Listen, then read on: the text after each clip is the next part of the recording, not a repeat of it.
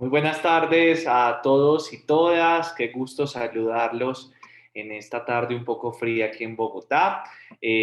Nos alegra enormemente tenerlos hoy en este webinar llamado Gerencia basada en la caja, nueva premisa en tiempos de crisis. Soy Jaime Marín, director de programas abiertos de educación ejecutiva de la Universidad de los Andes. Y de entrada, pues comentarles que esta es una invitación que hacemos desde el curso Gestión Financiera para Pymes, un enfoque centrado en la generación de valor, el cual tendremos próxima apertura el 2 de julio y desde ya una invitación abierta para que se unan a esta formación. De antemano también agradecerles por sacar el tiempo y pues decirles desde ya que empecemos a interactuar y nos encantaría saber las personas que nos acompañan de qué ciudades y regiones del país están, así que los invitamos a usar el chat para que nos empiecen a comentar. Hoy tenemos un tema muy importante y que quisiera hacer una breve introducción de él, que nuestro profesor Maximiliano había generado y que quisiera compartirles. Un proceso ordenado y sistemático para tomar decisiones financieras en tiempos de crisis puede hacer la diferencia entre las empresas que lograrán ajustarse a las nuevas realidades. Les pedimos por favor mantener los micrófonos silencios en todo en silencio para que tengamos una conversación ordenada en todo este tiempo. Les decía que un proceso ordenado y sistemático para tomar decisiones financieras en tiempos de crisis puede hacer la diferencia entre las empresas que lograrán ajustarse a las nuevas realidades y salir fortalecidas y aquellas que desaparecerán. ¿Cómo orientar mi empresa hacia este nuevo paradigma de gestión financiera? ¿Cómo ajustarse a las nuevas realidades? ¿Cómo prever cuál es el mejor curso de acción? ¿Cómo prepararse ante escenarios extremos? Son algunas de las preguntas que trataremos de resolver en este espacio con el profesor Maximiliano González. Él es profesor asociado de finanzas de la Facultad de Administración de la Universidad de los Andes, experto en finanzas corporativas, gobierno corporativo, valoración de empresas, gerencia basada en valor y empresas familiares. Él es doctor en administración con mención en finanzas de la Universidad de Tulane de Estados Unidos. Cuenta con una maestría en management en la misma universidad y un máster en administración, es decir, un MBA del IESA en Venezuela. Cuenta con más de 35 artículos académicos publicados en diferentes revistas indexadas y científicas. Y con esta introducción, pues quiero darle la palabra y la bienvenida a Maximiliano para que nos pueda acompañar en este espacio. Y antes de soltarle completamente la palabra, recordarles a todos mantener los micrófonos en silencio. Durante la conversación pueden ir enviándonos sus preguntas e inquietudes a través del chat. Pues al final de este espacio vamos a tener unos minutos para resolver algunas de ellas. Así que, Maximiliano, gracias por aceptar la invitación y bienvenido a este webinar. Bueno, muchísimas gracias, Jaime, por esa presentación y muchísimas gracias a todos los que estamos acá en la sala. Esto es una sala virtual, pero es enorme, son más de 130 personas. Entonces, pues muy agradecido de darme el chance de conversar con ustedes sobre estos temas tan importantes en estos tiempos de crisis, como es la gerencia basada en la caja, una nueva premisa en tiempos de crisis. Bien, entonces comencemos. ¿De qué hablaremos hoy? Hoy quiero hablar de tres cosas. Son tres decisiones. ¿Cuáles son las decisiones que se toman en finanzas? Un objetivo y una nueva premisa, que es esta gerencia basada en la caja. Bien, bueno, comencemos con esas tres decisiones. Antes de entrar a decir cuáles son las decisiones que se toman en finanzas y cómo podemos entender mejor esas decisiones y por qué se toman, debemos aclarar algo que para mí es muy importante.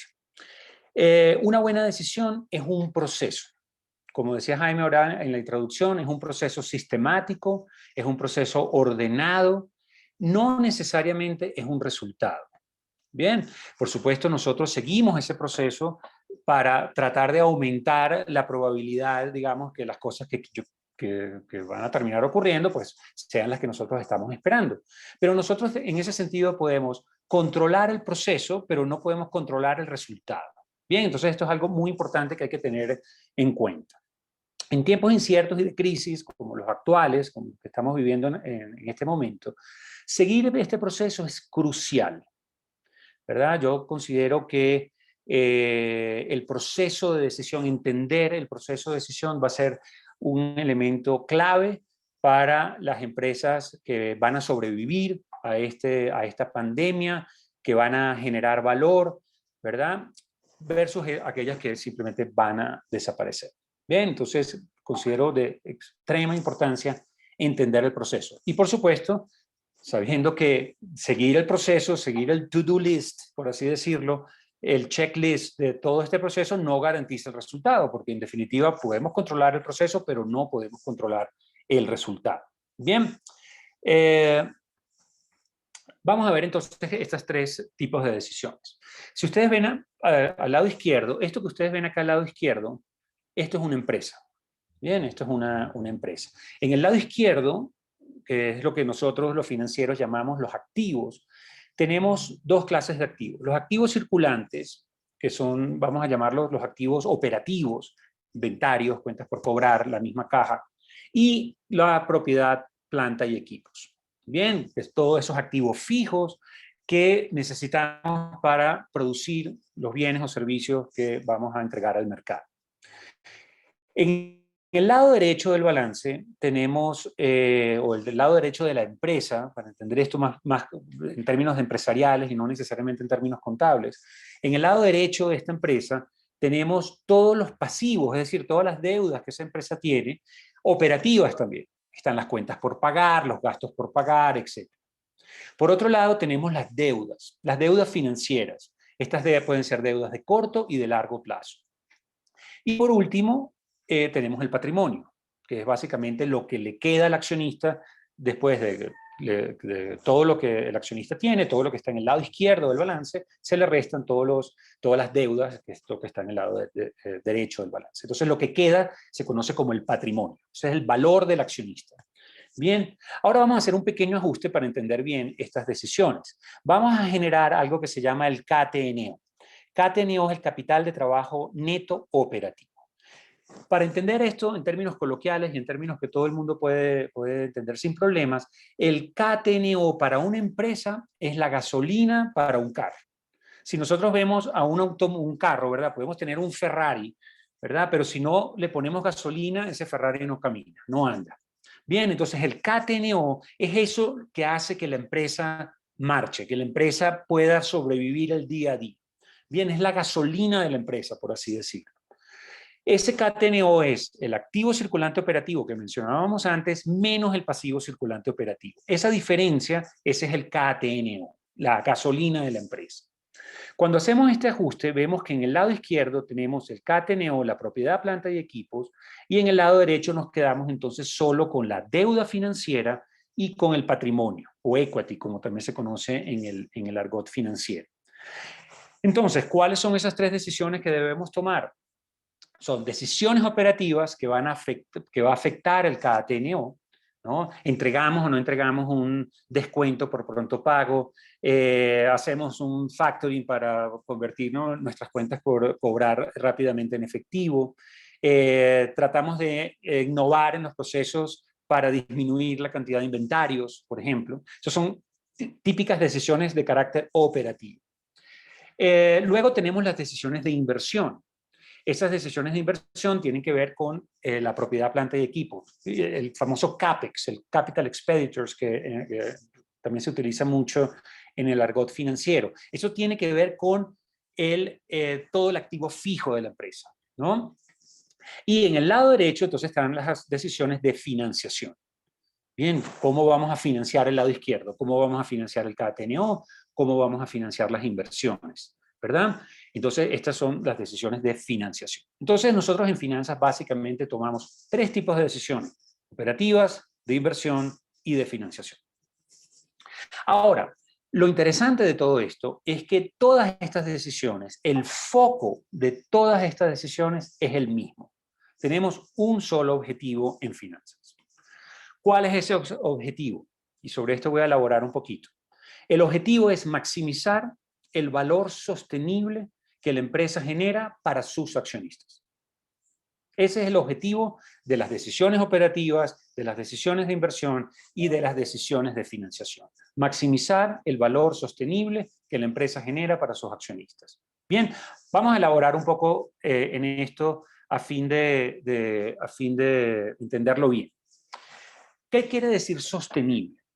Cuando yo digo que el objetivo es tomar decisiones sostenibles, ¿a qué me refiero? El valor que queremos maximizar no es el valor de hoy, es el valor que genera la empresa de forma sostenible en el largo plazo.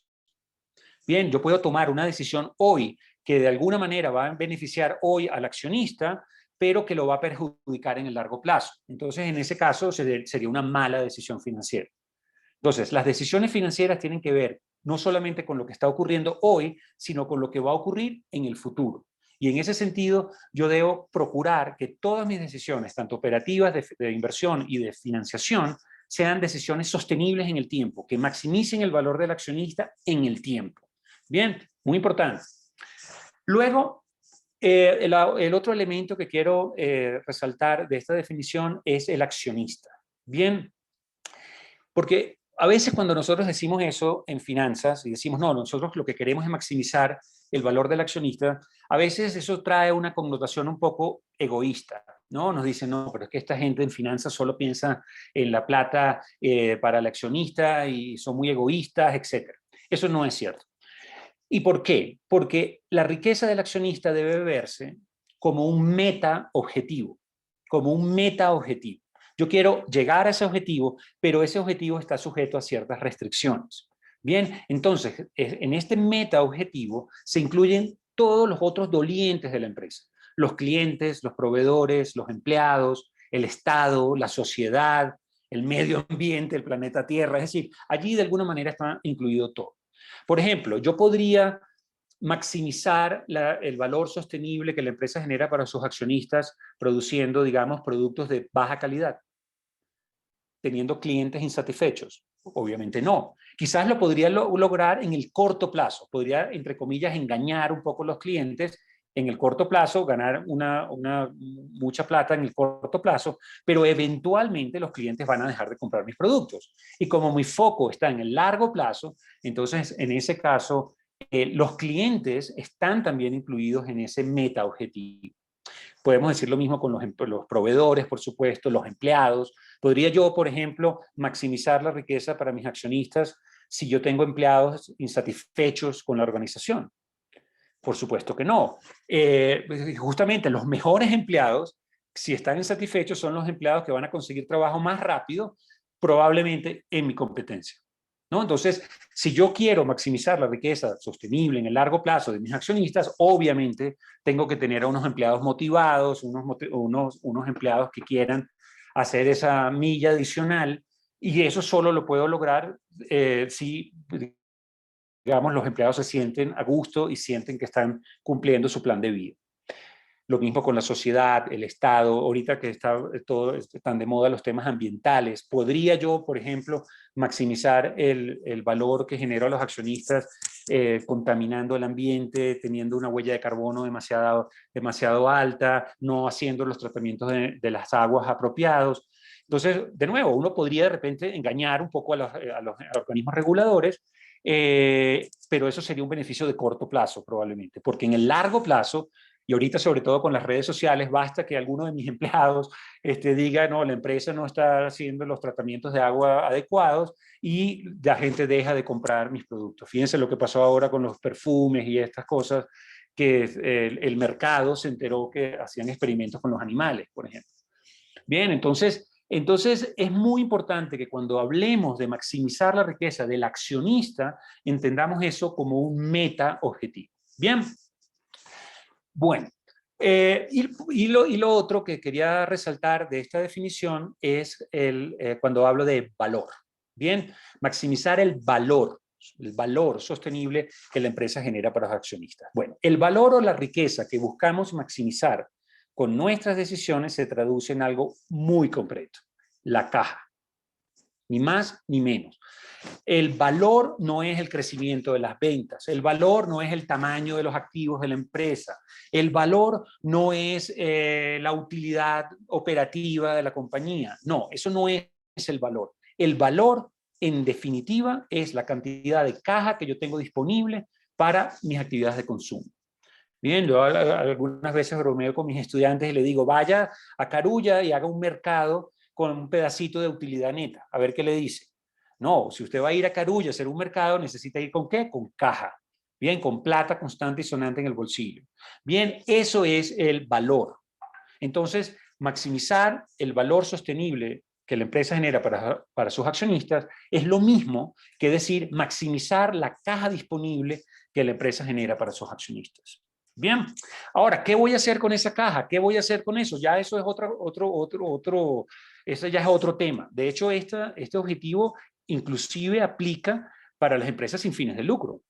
Porque si bien para las empresas con fines de lucro probablemente parte de esa caja se va a dedicar a repartir dividendos a sus accionistas, para una empresa sin fines de lucro, esa caja se va a dedicar para otras actividades. Por lo tanto, ayudar a más personas, crecer en su ámbito de acción, etcétera. Pero para cualquier empresa, la caja es fundamental.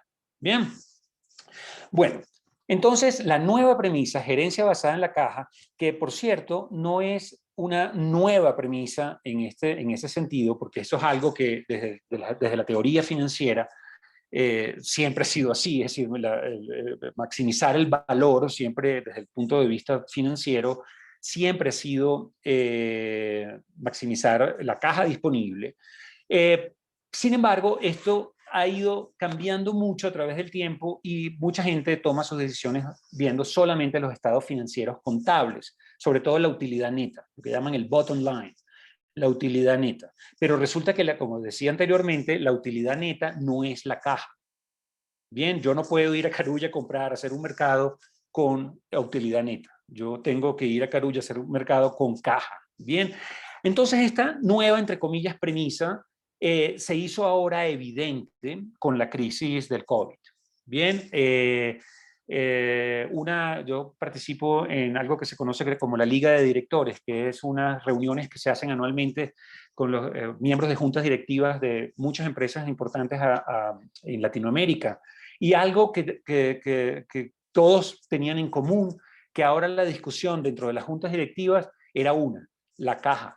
¿De dónde va a salir la caja y a dónde va a ir a parar la caja? Bien, y esto estoy hablando, digamos, de las mega empresas latinoamericanas. Entonces, esa nueva, entre comillas, premisa ahora es algo que todo el mundo la está, ahora sí, verdaderamente aplicando. Bien, gerencia basada en la caja. ¿Qué características tienen las empresas que están sobreviviendo a la crisis del COVID? Véanlo ustedes en sus propios negocios, en sus propias empresas, las empresas que conocen.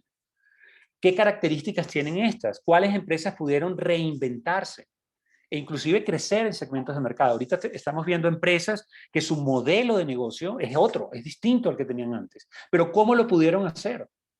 La famosa tema de Arturo Calles, que salió mucho en la prensa y dijo no, que iba a mantener su nómina, que era una nómina como de 10.000 millones de pesos mensuales, y mantuvo la nómina como por 3 meses con todas las tiendas cerradas. ¿Cómo pudo hacer Arturo Calles eso? Bueno, lo pudo hacer porque tenía caja, no había otra forma. Por otro lado, ¿qué pasó con el restaurante famoso La Puerta Falsa? Un restaurante que tiene más de 200 años de fundado, el restaurante más antiguo de toda Latinoamérica. Tuvo que cerrar y tuvo que despedir a todos sus empleados, tuvo que básicamente cerrar la puerta, justamente. ¿Y por qué? Porque no tenía la caja suficiente. Bien, entonces, la nueva premisa es cash is king. Hay que tomar decisiones pensando siempre en la caja. Bien, eso es lo que quiero mostrar. Ahorita vamos a ver con un ejemplo, por supuesto un ejemplo muy rápido porque no tenemos demasiado tiempo, pero mostrar un poco cómo funciona eso. Bien, pero una idea que nos tenemos que llevar de aquí, de esta primera parte, es que cash is king. El efectivo es el rey. Mis decisiones serán buenas o malas, si afectan positivamente la cantidad de caja disponible que tengo. Bien, bueno, esa es entonces una primera idea que quería entonces compartir con ustedes. Bueno, ¿cómo se gerencia basado en la caja? Y ahí conectamos con el proceso de decisión que presenté al principio. Como les decía, tomar una decisión, esto que tienen aquí en este cuadrito rojo, requiere un proceso. Y es un proceso que sí podemos controlar. Nosotros podemos controlar cada paso de este proceso. El proceso generalmente arranca con un análisis financiero, histórico, con ver, digamos, entender qué es lo que está pasando en el mercado, ver las tendencias y algo muy importante que muy pocas empresas lo hacen y que es otra de las cosas que quiero que se lleven de este webinar, es que nosotros necesitamos armar un grupo de control. ¿Qué quiere decir esto? Yo tengo que ver mi situación financiera comparándome con mis pares. Bien, ahorita la Superintendencia de Sociedades, por ejemplo, tiene una página web donde puedo bajar información y puedo armar un grupo de control. Yo he visto empresas que tienen un grupo de control, digamos, 1, donde son sus empresas, sus similares, grupo de control 2, donde están todas las empresas que ellas quisieran parecerse, grupo de control 3, inclusive empresas extranjeras, etcétera. Entonces, lo primero es tener un grupo de control que yo pueda de alguna manera saber si mi gestión está siendo buena o mala. Si alguien me dice que tengo ciertos niveles de rentabilidad, eso no sé si es bueno o es malo, si no lo puedo comparar contra algo. Bien, entonces lo primero que tengo que hacer es formar un grupo de control. Luego, hacer una tabla de supuestos, y esta es la parte, digamos, más importante de todo el proceso. Luego tengo un ejemplo en Excel que lo voy a mostrar muy rápidamente, una tabla de supuestos, pero la tabla de supuestos es donde yo tengo todas mis expectativas futuras sobre las variables que pueden cambiar mi decisión. Bien, de hecho, en todo este proceso de decisión, probablemente el 90% del tiempo se va en armar la tabla de supuestos. Yo tengo que tener claridad de cuáles son mis supuestos, qué es lo que yo pienso que va a pasar con la tasa de cambio, qué es lo que yo pienso que va a pasar con la tasa de interés, qué es lo que yo pienso que va a pasar con la rotación de las cuentas por pagar y las cuentas por cobrar de mis actividades comerciales, qué es lo que espero o pienso que va a pasar con mi crecimiento en ventas. Es decir, todas estas cosas que generalmente se hace a través de procesos de brainstorming, de sentarse a pensar, como les decía, requiere bastante tiempo y es lo que absorbe la mayor cantidad de tiempo en este proceso. Luego que estoy armado, por así decirlo, con esta tabla de supuestos, puedo crear un modelo financiero. Bien, este es un modelo financiero donde tengo un estado de resultados, tengo un estado de situación financiera, tengo un flujo del efectivo, que es crucial en estos procesos, porque el flujo del efectivo básicamente lo que me dice al final es cuánta caja tengo, ¿no? Y si mi foco de atención, mi objetivo de análisis es la caja, pues necesito un estado financiero que me diga exactamente cuál es el nivel de caja. Bien, ese es el flujo del efectivo. De ahí pasamos por el flujo de caja libre, utilizamos toda la instrumental, digamos, financiero, calculamos valor presente neto, tasa interna de retorno, payback o periodo de recuperación del capital, índices de eficiencia o índices de rentabilidad. Es decir, ya con el modelo financiero armado, ya tenemos, digamos, todo el arsenal financiero a nuestra disposición. Luego entra la segunda, digamos, probablemente etapa más importante de todo este proceso, luego de la construcción de la tabla de supuestos, que es el análisis de riesgos. Bien, y eso es otra de las cosas que ha puesto en evidencia la crisis del COVID o la pandemia del COVID a nivel mundial. Mucha gente antes gerenciaba, inclusive empresas sofisticadas, empresas grandes, manejaban, hacían su gestión financiera simplemente como siguiendo las tendencias, ¿no? Siguiendo una tendencia un poco orgánica de crecimiento, etcétera, y que en un mundo donde todo más o menos se iba a mantener igual. Eso cambió radicalmente en estos momentos, en esto que estamos viviendo ahora. Ahora necesitamos hacer un análisis de riesgos profesional, por así decirlo. Ese análisis de riesgo comienza con un análisis de sensibilidad, donde yo tengo que de mi tabla de supuestos saber exactamente cuáles son aquellas variables que pueden afectar la caja o de forma significativa de mi empresa. Yo tengo que tenerlas identificadas. Yo sé que estas 2, 3, 4 variables son las variables que yo debo concentrar, debo vigilar. Y eso yo puedo hacerlo a través de un análisis de sensibilidad. Luego, un análisis de punto de equilibrio. Luego, una vez que he identificado de mi tabla de supuestos cuáles son todas aquellas variables importantes, yo debo entonces crear un punto de equilibrio, es decir, un rango de acción, un rango, digamos, donde se van a empezar a activar alarmas. Bien, si para una de las variables, no sé, tasa de cambio, por ejemplo, que es una típica variable que generalmente es muy importante y que surge del análisis de sensibilidad, pasa por encima de cierto valor, empiezan a sonar las alarmas. Bien, y obviamente yo tengo, una vez que yo sé que esa variable me va a afectar mi caja y en consecuencia va a afectar mis decisiones, yo tengo que empezar a tomar acciones desde ya. Inclusive en escenarios, digamos, proyectados. Ni siquiera que esté ocurriendo ahora, sino qué pasaría si ocurriera eso en el futuro. Luego del análisis de punto de equilibrio, entonces empiezo a armar los escenarios, a hacer simulaciones, etc. Bien, ese proceso, este último proceso que ven acá en estas últimas cuadritos, era algo que prácticamente las empresas no lo hacían antes de la crisis del COVID. Ahorita es fundamental. Ahorita, de hecho, otra de los comentarios que surgieron de la liga de directores, hablando con estos ejecutivos de alto nivel, es que ahora también hacen escenarios de una forma muy distinta. Ahora no se planifica como seguir una tendencia, etcétera, sino ahora se planifica por escenarios. Es decir, ¿qué pasa si ocurre esta situación? ¿Cómo vamos a responder ante esa situación? ¿Qué pasa si ocurre esta otra? ¿Cómo vamos a responder a esta otra? ¿Quiénes son los responsables de cada una de esas variables? ¿Quién es el que va a estar vigilando los movimientos de esa variable? Esas son cosas que antes no se hacían. Y ahora se tienen que hacer. Y ojo, eso se tiene que hacer en todo tipo de empresas. No solamente en las empresas grandes, sofisticadas. Eso se tiene que hacer en cualquier empresa. Bien, inclusive hasta la empresa familiar, por así decirlo, hay que administrarla a veces basado en esto. ¿Qué pasa si cambia, digamos, la generación de ingresos, etcétera? ¿Qué vamos a hacer? ¿Qué decisiones vamos a tener que tomar? Y eso se tiene que hacer antes de que ocurra, por supuesto. Y para poder hacerlo, pues necesitamos un modelo financiero de este estilo. Y solo ahí es que tomamos las decisiones. Entonces, piense un poco en sus procesos de decisión típicos y hay veces que uno toma decisiones de forma reactiva. Ocurrió tal cosa, entonces yo reacciono de tal manera.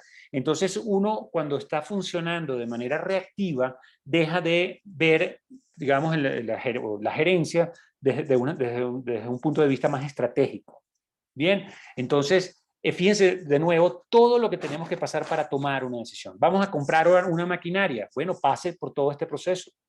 Vamos a cambiar de proveedor. Pase por todo este proceso. Y una vez que pasa por todo este proceso, al menos va a estar seguro que tomó una buena decisión. No sabemos si le va a salir bien. Capaz le sale mal, pero al menos aumenta la probabilidad que las cosas le salgan bien. Bueno, vamos a ver rápidamente un ejemplo. En Excel, obviamente, va a ser muy rápido porque esto requeriría más tiempo de trabajo, ¿no? Pero para que se lleve un poco el sabor de cómo es esto de un modelo financiero. Bien, fíjense bien. Aquí tengo un modelo financiero. Esto no es rocket science. Esto no es difícil de hacer. Este es otro de los mensajes que quiero que se lleven de este webinar, que hay veces que cuando uno habla de estos temas, yo no sé por qué nosotros los financieros tenemos siempre el problema de que la gente no nos entiende mucho y que hay mucha gente que piensa que lo que nosotros hacemos es algo muy difícil. Y la realidad es que no. La realidad no es esa. Estas son cosas muy sencillas de hacer. Por ejemplo, fíjense cómo arranco. Recuerden la figura anterior. Arrancábamos con un análisis histórico para crear una tabla de supuestos. Fíjense, este es, por ejemplo, una tabla de supuestos. Bien, aquí tienen un ejemplo de una tabla de supuestos para el del 2021 al 2025. Bien, aquí tenemos el crecimiento en las ventas, el costo de venta, los gastos operativos, la rotación del efectivo, de las cuentas por cobrar, es decir, todas estas variables que pueden ser afectadas por nuestra decisión, los dividendos, la tasa de impuestos, que ha estado muy de moda en estos últimos tiempos, los temas fiscales, los intereses, etcétera, ¿no? Entonces, esto es una tabla de supuestos. Con ella, llenar esta tabla de supuestos es lo que nos lleva al 80-90% del tiempo. Porque como todo modelo, si esto está malo, si todo lo que está en amarillo, que son variables, si todas estas variables están mal, el resultado va a estar mal y en consecuencia mi decisión va a ser equivocada seguramente. Bien, entonces, y fíjense que el llenar esta tabla de supuestos, esto no lo hace el financiero generalmente. ¿Cómo sabe el financiero cuál va a ser el crecimiento en las ventas? Bueno, el financiero va a tener que reunirse con la gente, con los comerciales, con la gente de marketing. ¿Cómo sabe el financiero qué es lo que cuál va a ser el porcentaje de costo de venta? Pues se tiene que ir a reunir con la gente que lleva las operaciones de la empresa, etcétera, etcétera. Entonces, este es el verdadero modelo financiero, llenar estos valores con los valores correctos. Bien.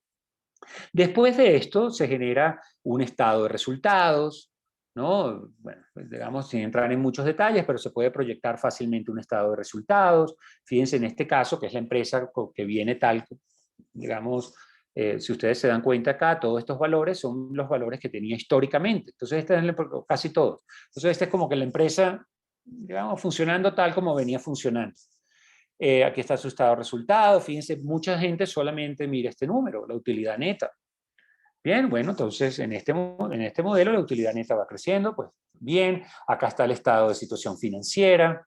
Fíjense otra cosa importante, esto no es la contabilidad de la empresa. Esto no es la contabilidad de la empresa. Esto es un modelo financiero para tomar decisiones. Esto es un modelo simplificado. Esto es un modelo donde no me interesan todos los detalles contables. Y esa es otra de las cosas por las cuales la gente no utiliza esta gerencia basada en la caja de esa manera, porque se enredan con todos estos temas contables. Yo me enredo a cada rato con todos estos temas contables. Tengo toda la vida en estas cosas, ¿no? Entonces, esto no es la contabilidad. Esto es un modelo de la empresa. Es como si ustedes tuvieran un simulador, como esos simuladores de Fórmula 1. Bueno, exactamente igual. Es como un simulador. Esto no es la verdadera contabilidad de la empresa. Bien. Luego genero lo más importante, que es el flujo del efectivo. Aquí está la caja. Esta es lo que verdaderamente nosotros necesitamos mirar en tiempos de crisis, la caja. Con esto es que vamos a Carulla a hacer mercado. Bien, acá tenemos la caja de la empresa y la caja óptima. Fíjense que en este caso, si la empresa sigue tal como viene, ¿verdad? Si la empresa va, digamos, como viene normalmente, digamos, antes del COVID, digamos, todos los días más o menos igual, esta es una empresa que genera más caja de la que necesita. Esta es la caja óptima, la caja que necesita, y esta es una empresa que está generando excesos de caja, ¿no? La diferencia es positiva de todos estos años, la empresa está generando excesos de caja. Bien. Bueno, luego están todos los indicadores financieros y esto no lo voy a mirar, pero por supuesto estos indicadores financieros se tienen que ver con respecto a mi grupo de empresas comparables. Eso es lo primero que tienen que hacer, buscar un grupo de empresas comparables. Bien, ahora vamos a ver qué pasa, por ejemplo, déjame dividir la pantalla para que se pueda ver. Déjame dividir la pantalla aquí. A ver. Aquí tengo tantas ventanas abiertas acá con las cosas del Zoom.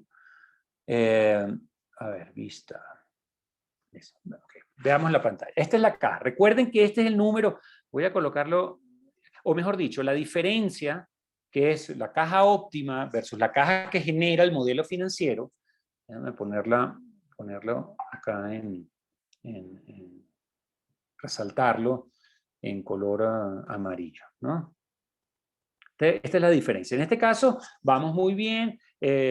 Acá tenemos una caja prácticamente igual a la óptima, pero acá nos sobraron 25 millones de pesos, aquí 133 millones de pesos, 270 millones de pesos, 434 millones de pesos. Todo va bien. Bien, ahora vamos a hacer lo siguiente. Vamos a crear otro escenario. Bien, vamos a suponer que llegó el COVID. ¿no? Aquí lo hice, digamos, aquí tengo un escenario hipotético, ¿no? Entonces lo que vamos a hacer es que fíjense ustedes que en este escenario anterior tenía un crecimiento más o menos constante de 15% de crecimiento en ventas, todo se mantiene más o menos igual, ¿verdad? Y llegó el COVID, llegó una crisis financiera, ¿verdad? Bien, entonces ya las ventas cayeron 30%, siguen cayendo el año siguiente, luego se empieza a recuperar, los costos se me fueron al cielo, los gastos también. En definitiva, llegó el COVID. No, llegó el COVID. Bien, entonces lo primero que tenemos que hacer es, bueno, vamos a ver qué pasó con la caja, porque la caja es lo que yo tengo que focalizar. Bien, fíjense algo interesante. Fíjense que si miramos la utilidad neta, yo quiero, si hay algo que quiero que se lleven de esta parte, es esto. Fíjense que si vemos la utilidad neta, tú dices, bueno, sí, voy a recibir un golpe fuerte de 160 millones el primer año, el 2021, pero luego la cosa se va recuperando. No se preocupen, ¿no? Tampoco es para tanto, ¿verdad? Porque como yo solo miro la utilidad neta, pues bueno, aquí ya en el 2024 ya empezamos a tener utilidad positiva y ya vamos, digamos, resolviendo este problema. No se preocupen. Bien, pero ustedes se acordaron del webinar de Maximiliano y dijeron, no, lo importante no es la utilidad neta, lo importante es la caja. Vamos a ver la caja. Ah, entonces cuando ustedes vayan a ver la caja, vamos a ver qué pasó con la caja, que es lo que tenía aquí en amarillo. Ah, la utilidad neta puede ser negativa, pero la caja no. ¿No? Uno puede tener una utilidad neta negativa porque la utilidad neta no es realmente dinero de verdad, por así decirlo. Pero ¿qué pasa? Aquí tengo un déficit de caja de 74 millones, luego un déficit de 204 millones, 214 millones, 185 millones. Y básicamente con la caja negativa usted está quebrado, amigo mío. Bien, entonces, un mensaje importante que quiero que se lleven de aquí es la importancia de focalizarse en la caja. Porque si nos focalizamos en la utilidad neta, de repente usted está quebrado y no se ha dado cuenta. Bien, entonces, bueno, eso por un lado. Por otro lado, yo necesito el modelo para tomar decisiones. Entonces, vamos a empezar a tomar decisiones. Eso es lo que hacemos en finanzas, ¿cierto? Decisiones operativas, decisiones de inversión, decisiones de financiación. Bien, vamos a tomar algunas decisiones operativas. Bueno, los costos. Por cierto, otra cosa. Aquí yo estoy poniendo esto en términos anuales, porque no me cabe toda la pantalla, pero obviamente si queremos un modelo financiero para realmente que nos ayude a tomar buenas decisiones, probablemente tenemos que hacer esto en términos mensuales, trimestrales, por lo menos. Bien, porque obviamente los términos anuales, pues no puedo esperar un año, porque de repente esperando ese año me quebré, ¿no? Entonces, pero digamos, y piensen en este tipo de modelos que se puede hacer para términos en periodos trimestrales, por ejemplo, ¿no? Donde yo pueda ver rápidamente el efecto de mis decisiones. Entonces, bueno, entonces tomemos acá decisiones. Bueno, nada, vamos a, ya descubrí, por cierto que aquí en mi análisis de riesgos, un segundito acá, ustedes ven aquí en mi modelo, en mi análisis de riesgos, yo digo, bueno, ¿cuáles de todas estas variables que tiene mi modelo, cuáles son aquellas más importantes? El crecimiento en ventas es importante, el costo de ventas es importante, los gastos operativos son importantes. Bien, bueno, entonces si yo ya sé cuáles son las variables más importantes, entonces yo ya sé por dónde focalizar por dónde focalizar mis decisiones. Entonces, bueno, vamos a tomar decisiones, vamos a que me afecten el costo de venta, ¿no? Entonces, bueno, vamos a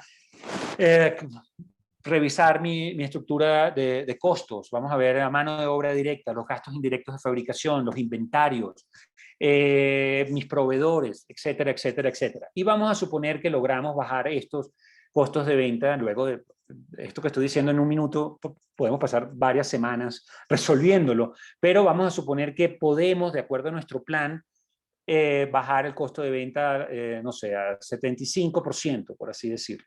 Bien, y aquí el año siguiente lo podemos bajar un poco más, a, digamos, 74%. Luego acá, digamos que lo podemos llevar a 72% y mantenernos en 72%. Entonces, fíjense qué pasa con los déficits de caja. Sigo mal, ¿no? Como en algún momento oí, estamos mal, pero vamos bien. Es decir, estamos mal porque todavía tenemos déficit de caja, no podemos tener déficit de caja, porque si tenemos déficit de caja básicamente estamos quebrados.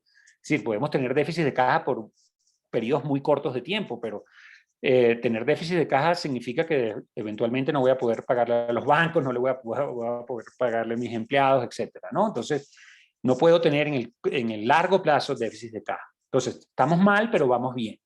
¿Qué otras cosas podemos hacer? Bueno, los gastos operativos es otra de las variables importantes. Llamo a la persona que estaba responsable de ese departamento. Entonces, bueno, acá empieza a hacer todo un plan de reducción de gastos operativos, reducción de gastos de venta, gastos de administración, gastos de generales, etcétera, etcétera. Y supongamos que podemos bajar esto, no sé, unos puntos. Aquí simplemente estoy jugando con el modelo. Es como un PlayStation, ¿no? Estoy ahorita simplemente jugando. Cada número que cambio, obviamente, son semanas y semanas de trabajo y de análisis, ¿no?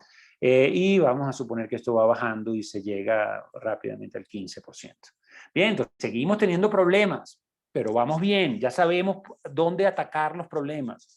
Bien, vamos a suponer en términos de la rotación de cuentas por cobrar. Ahorita estoy cobrando a 55 días. Bueno, vamos a llamar a la gente, a los comerciales, a nuestros vendedores, vaya mijo a cobrar más rápido. Vamos a suponer que tenemos éxito en esto y podemos bajar los días de cobranza unos días, podemos cobrar un poco más rápido. Fíjense que ahora la magnitud del problema ya cambia. Fíjense que estas son puras decisiones operativas. Vamos a ver decisiones de inversión. Oigan, el CAPEX, que son las inversiones en propiedad, planta y equipos que tenía planificado, pues decisiones de inversión, pues no lo vamos a poder hacer de la forma como lo teníamos esperado. Vamos a reducir el CAPEX en 3%, por ejemplo. Y de repente acá en los últimos años podemos volver a llegar a nuestro nivel de inversión, decisión de inversión. Decisión de financiamiento. Vamos a ir al banco a renegociar. Aquí yo estoy, este es lo que yo llamo el factor de ajuste de la deuda. Si es 0.9, quiere decir que tengo planificado pagar el 10% de mi deuda cada año. Bien, vamos a hablar con el banco y decirle, mire banco, sobre todo este segundo, este segundo año, voy a tratar de renegociar el crédito con el banco. Es decir, no le voy a pagar capital. Decisión de financiación. Bien, y fíjense qué pasó con el déficit de caja. Ya quité el déficit, ya no tengo déficit de caja. Bien, entonces, esto es simplemente una forma, porque yo quería que ustedes también vieran cómo funcionan estas cosas, ¿no? Obviamente, hay algunas decisiones que no van a ser viables, hay algunas restricciones que yo voy a tener que sortear, pero hay otras decisiones que sí puedo hacer. Bien, entonces, pero si yo tengo un mapa o una tabla de supuestos, tengo lo que también se conoce como un mapa de riesgos, donde yo sé exactamente cuáles son las variables que yo tengo que monitorear y me focalizo en la caja, pues, digamos, buena parte del trabajo está hecho. ¿Eso quiere decir que voy a tener resultados y que mi empresa siempre le va a ir bien? Obviamente no, porque yo no sé qué es lo que va a pasar en el futuro. Bien, yo no sé qué es lo que va a ocurrir en el futuro, pero como tengo un modelo financiero, puedo hoy prever distintos escenarios de lo que va a ocurrir en el futuro. Bien, bueno, ese es entonces, repito, un ejemplo en el que hablaba Jaime. Obviamente esto hay que verlo en detalle, ¿no? Eso hay que verlo proceso por proceso, paso por paso, pero no es algo difícil. No es algo que uno diga, esto es rocket science y hay que tener un doctorado en finanzas para hacerlo. Nada que ver. Estas son cosas muy intuitivas, muy fáciles. Y una de las cosas también que yo les digo a los que no son financieros, yo también doy clases de finanzas para no financieros, es que si no quiere meterse en el Excel porque a usted no le gusta el Excel, pues dígale al financiero de su empresa que le haga el modelo. Pero sus decisiones sí tómelas basadas con el modelo. Si no quiere hacerlo, bien, busque a su financiero que lo haga. Pero las decisiones, que en definitiva es usted, la persona que va a tomar esas decisiones, nunca vaya a tomar decisiones sin que esas decisiones pasen a través de un modelo financiero como este. Bueno, ya para terminar, para también darle un espacio a alguno de ustedes que tengan alguna pregunta o algo, ¿qué hacemos ahora? Ok, se acabó el webinar, ¿qué me toca hacer ahora? Bueno, uno, tiene que en su empresa formar un grupo de control. Eso es fácil hacerlo. Vaya a la página de la Superintendencia de Sociedades y, como dicen mis estudiantes, carretele allí un poco, ¿verdad? Y saque su grupo de control. Empresas comparables, empresas de su mismo sector, etcétera, porque usted no sabe qué tan bien está o qué tan mal está si no puede, si no se compara con alguien. Luego, arme una tabla de supuesto donde ponga específicamente todas esas variables que afectan sus decisiones de forma importante. Armar un modelo financiero, como les he dicho varias veces, esto no es rocket science, esto es muy fácil, muy intuitivo de hacer. No queremos hacer la contabilidad. No, es que si las NIF, no, que si estas cosas. No, no, esto no es contabilidad, esto es un modelo de decisión y por lo tanto no tiene que pasar por las complejidades contables. Eso se lo dejamos al contador. Nosotros que estamos tomando decisiones nos vamos a armar un modelo financiero que sea sencillo, que se pueda entender bien. Bien, determinar cuáles son aquellas variables más relevantes. Ese es el análisis de riesgo. Saber cuál es su rango de movimiento, hasta cuánto mi caja, digamos, soporta los movimientos de tal o cual variable. Eso es algo que yo tengo que saber. Y hacer escenarios, de mapas de riesgo. Bueno, ¿qué pasa si este es el escenario, qué vamos a hacer? ¿Cómo vamos a responder a ese escenario? Pregúntele al modelo y empieza a trabajar con el modelo. Ah, no, si ahora este es el escenario, ¿qué voy a hacer? Empieza a trabajarle con el modelo. Bien, bueno, entonces espero en este 40 o 50 minutos haberle dado un poco el sabor de lo que es este nuevo paradigma, que no es tan nuevo, que es la gerencia basada en la caja. Bueno, muchísimas gracias por su atención y bueno, los dejo con Jaime y después si quieren, si tenemos tiempo, pues podemos responder alguna pregunta o algo que de repente le genere alguna inquietud. Adelante, Jaime. Muchas gracias, Maximiliano, por esta valiosísima presentación. Más de 160 personas aquí conectadas y firmes en este proceso. Y los invito en este momento a todos que nos puedan ir enviando algunas inquietudes que tengan acerca de este tema tan importante que nos acaba de presentar Maximiliano. Vamos a responder algunas de ellas. Y mientras tenemos estas preguntas y pasamos a ese espacio de inquietudes, quisiéramos presentarles y alineado con lo que acabamos de ver, este curso llamado Gestión Financiera para Pymes, un enfoque centrado en la generación de valor. Creo, Maximiliano, que a todos nos quedó muy claro que es generar valor en este contexto, así que de entrada decirles pues que si están interesados en avanzar en esta línea y en este modelo o en este tipo de modelos que está presentando Maximiliano, bienvenidos a este curso. Y me gustaría que en este espacio pudiéramos conversar, Max, para que todos tuvieran mayor claridad acerca de lo que pueden encontrar en esta formación. Y quisiera empezar a preguntarte qué se llevan las personas como objetivo principal o qué se lleva a alguien que decide tomar este curso que inicia el próximo 2 de julio. Sí, sí, bueno, gracias Jaime. Bueno, se llevan varias cosas, cosas conceptuales y cosas prácticas y herramientas prácticas de trabajo. Temas conceptuales que se llevan es muy importante es cambiar probablemente su orientación hacia la caja. Es decir, yo quiero que la gente que sale de este curso ya tenga total y completa claridad de qué es lo que yo debo maximizar y por qué. ¿No? Entonces, esto es una primera cosa que se llevan, un cambio un poco de paradigma. ¿No? Eso en cuanto a lo conceptual. En cuanto a lo práctico, nosotros vamos a ir, como le decía antes, vamos a ir trabajando un modelo desde ceros, un modelo que lo vamos a ir trabajando poco a poco. Pero la idea es que ese proceso de trabajo paso a paso, ellos lo puedan también hacer en sus propios negocios, en sus propias empresas.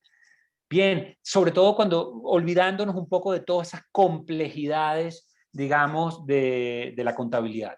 Bien, entonces, desde el punto de vista práctico, y si son, digamos, juiciosos en llevar paso a paso el proceso de armar el modelo financiero, el participante se llevaría un modelo financiero del estilo del que estamos hablando ahora. sin duda. Perfecto.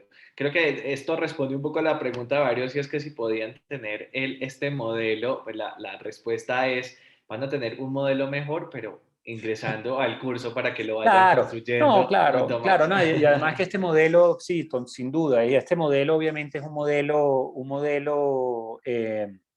digamos, simplificado, digamos, es simplemente como para mandar, digamos, el mensaje, ¿bien? Perfecto. Y también alineado con un que decía Carolina, que ahorita revisábamos pues más en el chat, pero hablaba que los gerentes intuitivamente trabajan el tema de la caja. Pues esta es la oportunidad también de formalizar de alguna manera ese conocimiento y poderse llevar una estructura mucho más sólida para poder tomar decisiones que, en fin de cuentas, pues como nos mostraba Max, es el Bien, fin último de tener este ejercicio.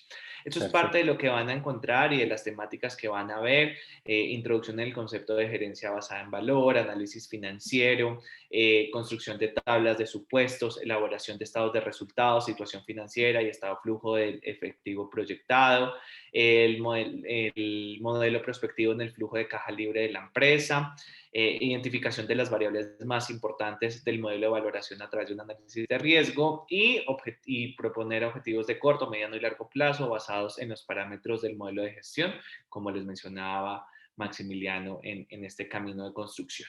De la metodología ya Max les comentó, solo para decirles, es una formación corta, tiene 28 horas de dedicación virtual, 24 horas de las cuales vamos a estar en sesiones sincrónicas y 4 de ellas pues van a aplicarlas ustedes y van a ir trabajando, como les decía Max, en el camino de estas horas de dedicación virtual.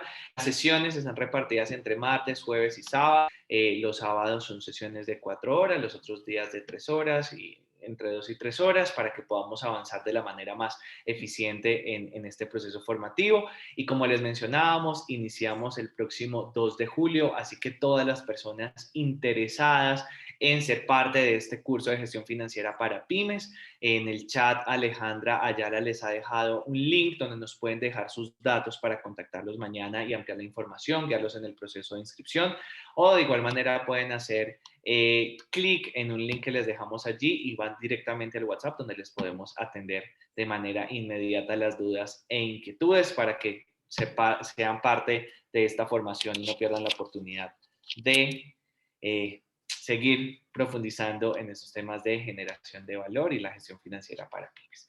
Bueno, Max, vamos con algunas preguntas que ya habíamos visto acá. Me estoy devolviendo porque escribieron bastante. Entonces, Mauricio de Francisco dice, para el caso de las pymes y la situación actual, periodos anuales de proyección de un año pueden generar mucha incertidumbre. ¿Qué periodicidad recomendarían para gestionar la operación? ¿3 meses? ¿O cuál es el tiempo que se recomendaría? Sí, es muy excelente pregunta. Yo lo comenté brevemente en la presentación.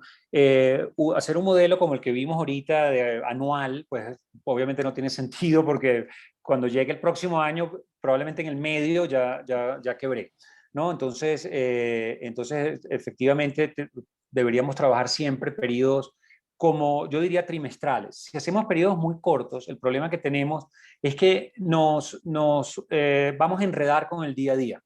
Entonces vamos a tomar decisiones y no necesariamente esas decisiones le damos tiempo suficiente para que se ejecuten, por así decirlo.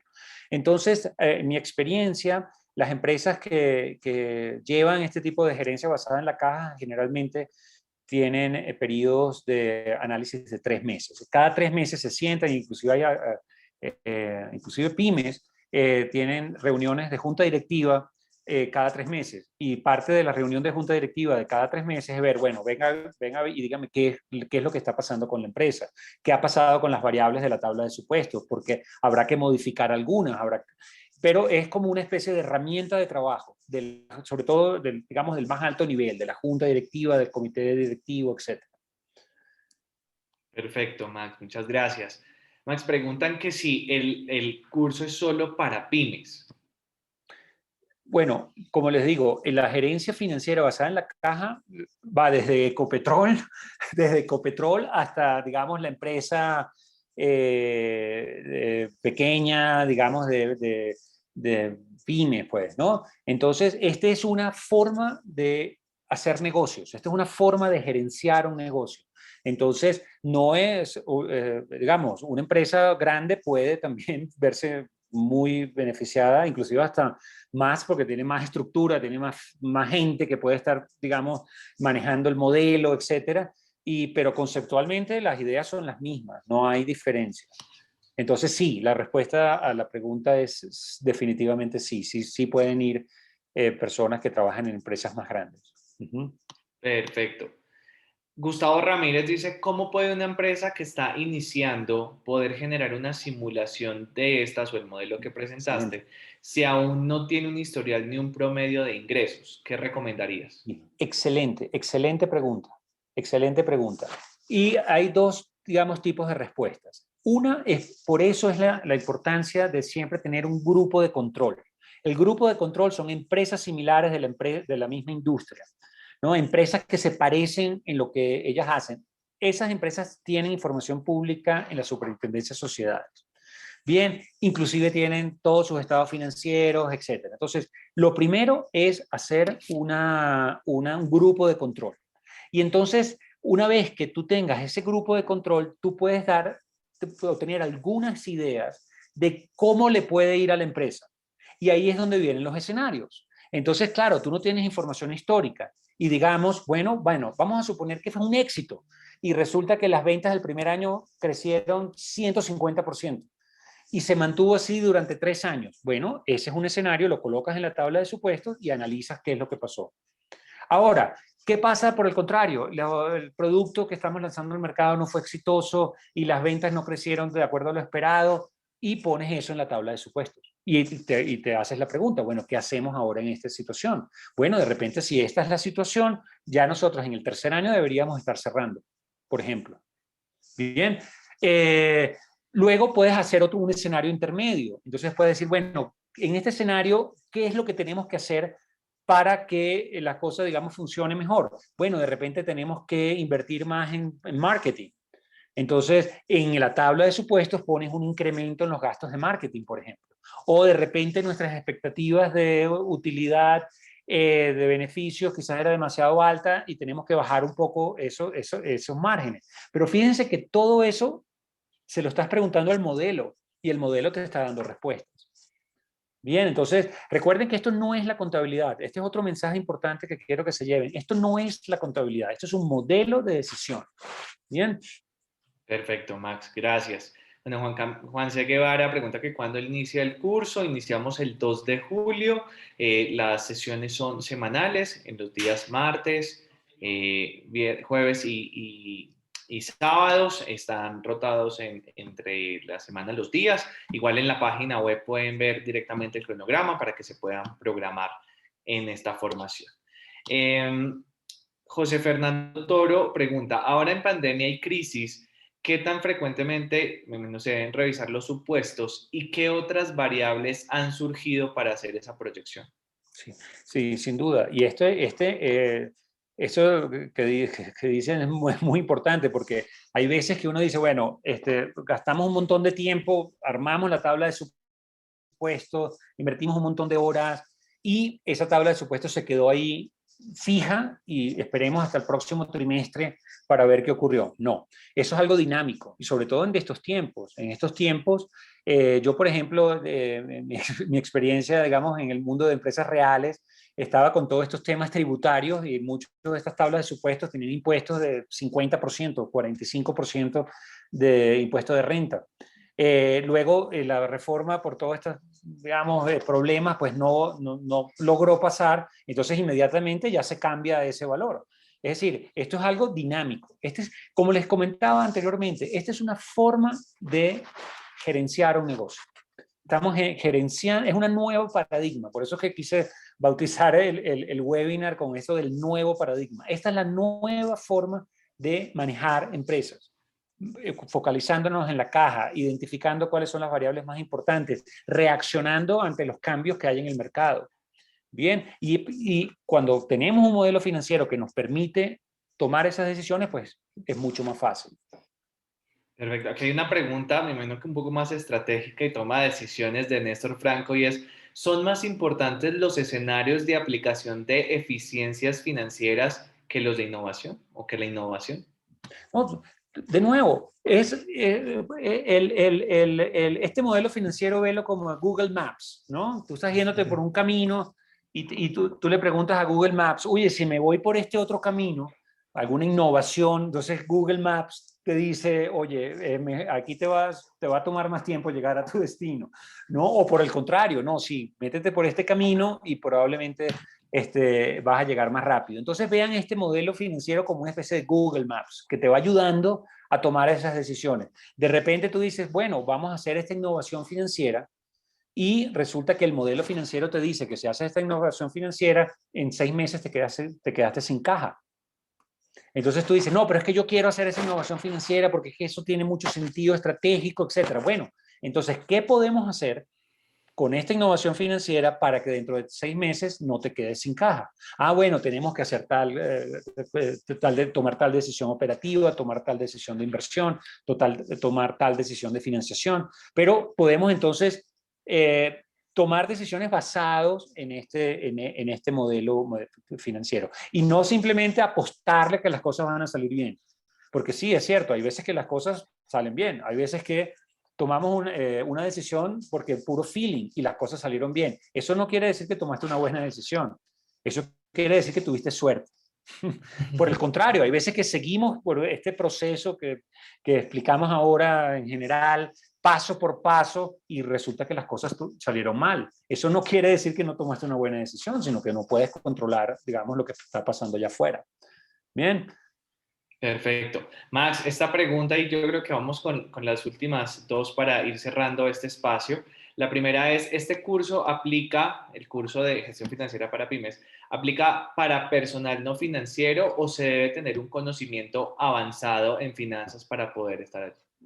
Este curso se aplica para personas, digamos, que están involucradas en la toma de decisiones en sus negocios. No hay que ser un experto financiero.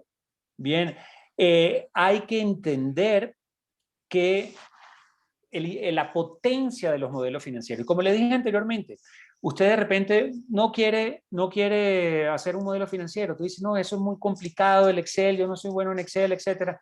Perfecto, pero las decisiones que vas a tomar tienen que pasar por un modelo financiero. Búsquese a un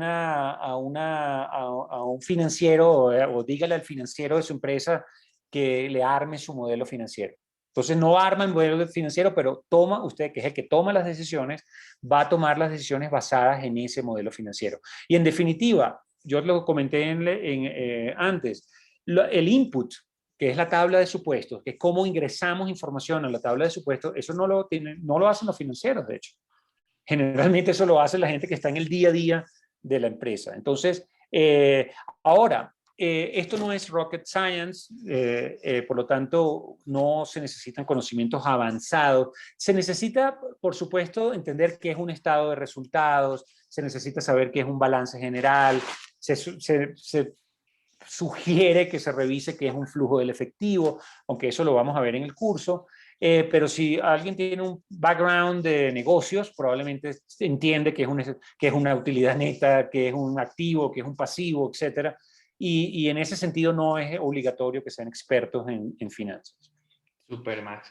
José Fernando pregunta costos del curso, ¿cada cuánto se abre una nueva cohorte? José Fernando, se abre una por año, vamos a iniciar, como les reitero, el 2 de julio. El curso tiene un costo de 2.900.000 pesos, pero también les recordamos que tenemos unos descuentos para todos los egresados de la Universidad de los Andes, tenemos descuento para grupos empresariales a partir de 3 personas, así que la invitación está abierta para que se unan y aprovechen también estos beneficios financieros que tenemos para que sean parte de la formación. Vamos con la última pregunta, Max, para cerrar el tema. ¿Cómo juega el proceso de decisión de financiación para los periodos con déficit de caja? Fíjense, muy excelente pregunta, ¿no? El tema de la financiación, sobre todo en tiempos de crisis como los actuales, juega un rol muy importante. Entonces, imagínense que el banco, digamos, nunca le va a prestar plata si el banco piensa que usted no se lo puede pagar. Tan sencillo como eso. Bien, Entonces, usted va al banco y dice, necesito financiar este déficit de caja, ¿verdad? Que tengo hoy, necesito pagar la nómina, présteme plata. Y el banco va a decir, bueno, ¿y usted cómo me va a pagar de vuelta? No, no, a mí me va a ir bien porque siempre me ha ido bien y a mí me va a ir bien. Usted confía en mí. Obviamente el banco no le va a prestar esa plata. Bien, ahora, ¿qué pasa si usted sabe que dentro de 6 meses, porque usted tiene el modelo financiero, ¿cierto? Usted sabe que dentro de 6 meses va a tener problemas de caja. Bien, por X razón. Bien, entonces, claro, usted tiene que ver qué decisiones empieza a tomar desde hoy para que esos problemas de caja se puedan superar. Bien, y cuando ya usted tenga, digamos, el plan para superar esos problemas de caja, pero igual necesita ir al banco, usted va con su modelo financiero. Bien, y obviamente el banco le va a preguntar, pero ¿y de dónde están esto? ¿Y por qué esas variables en la tabla de supuestos son realistas? Es decir, tiene que ser realista. El banco no se va a dejar engañar. Bien, pero si usted puede ir al banco ya no solamente con una promesa de que va a hacer las cosas bien, sino con un modelo financiero creíble, realista, que el banco pueda ver y pueda saber que usted va a estar en capacidad de pagarle, estoy seguro que las probabilidades de que el banco le preste plata pues van a aumentar significativamente. Ah, y otra Perfecto. cosa, y no es lo mismo ir al banco hoy a negociar, hoy es miércoles, no es lo mismo ir al banco hoy para que le preste una plata el viernes para pagar la nómina, que ir a negociar al banco por una plata que usted va a necesitar dentro de 6 meses. Tiene más tiempo para elaborar su proceso de decisión de financiación. Entonces, eso también te lo permite el modelo financiero, sin duda.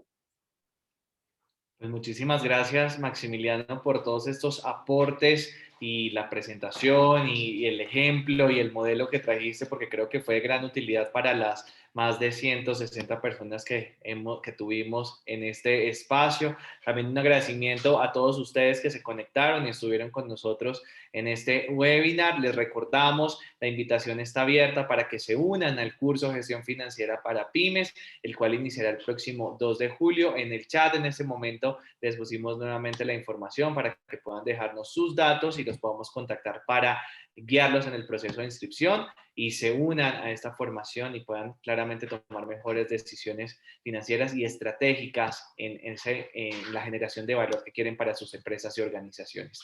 A todos una feliz noche. De nuevo, muchas gracias por acompañarnos y nos vemos en clase. Gracias, Hasta Max. luego, muchísimas gracias también. Hasta luego.